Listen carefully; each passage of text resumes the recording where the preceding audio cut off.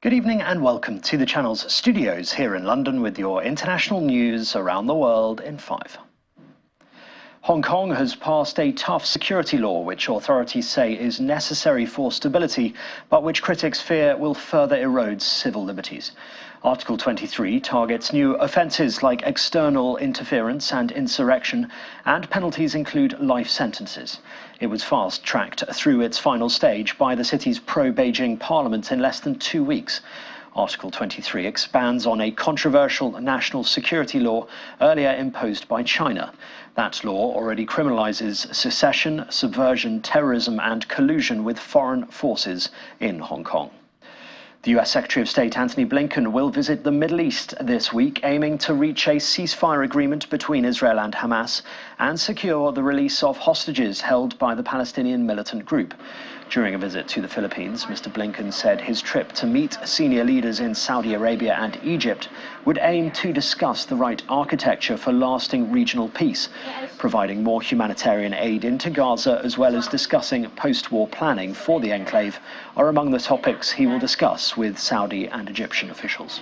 It's, of course, to push for an agreement on a ceasefire and the release of hostages.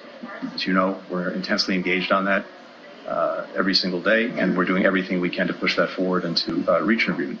We've been doing a lot of work since January, particularly with our Arab partners, and we'll be pursuing those conversations, as well as discussing what is the right architecture for lasting regional peace. There, too, a lot of work has been ongoing in the last weeks and last months. We've also impressed upon Israel the imperative of having a plan for Gaza for when the conflict ends, which we hope will be as soon as possible, consistent with Israel's needs to defend itself and make sure that October 7th can never happen again. Russia's President Vladimir Putin has hailed the so-called return of Crimea to Russia at a concert marking the 10th anniversary of the illegal annexation of the territory from Ukraine. He said Crimea had returned to its home harbour and that it would move forwards with Russia hand in hand. Mr. Putin was addressing thousands in Moscow's Red Square a day after claiming a landslide election win. The vote has been condemned by Western governments as a sham.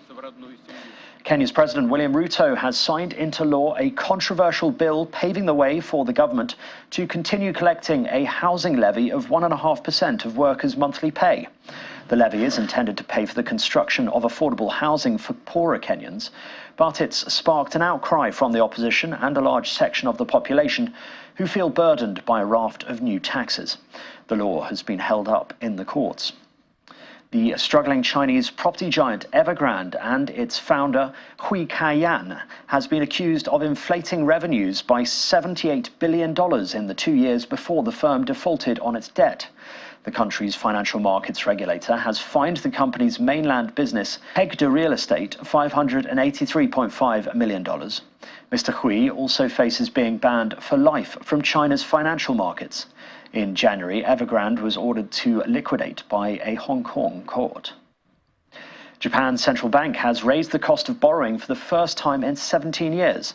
The Bank of Japan increased its key interest rate from 0.1% to a range of 0% to 0.1%. It comes as wages have jumped after consumer prices rose.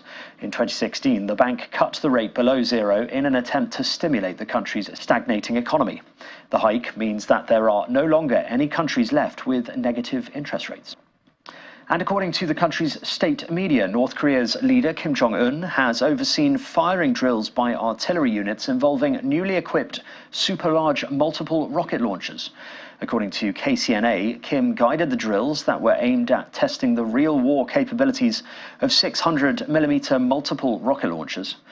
They came a day after South Korea and Japan reported North Korea's launch of several short-range ballistic missiles into the sea, its first such missile test in about 2 months. And that's your international news around the world in 5. Now back to the channel's studios in Lagos.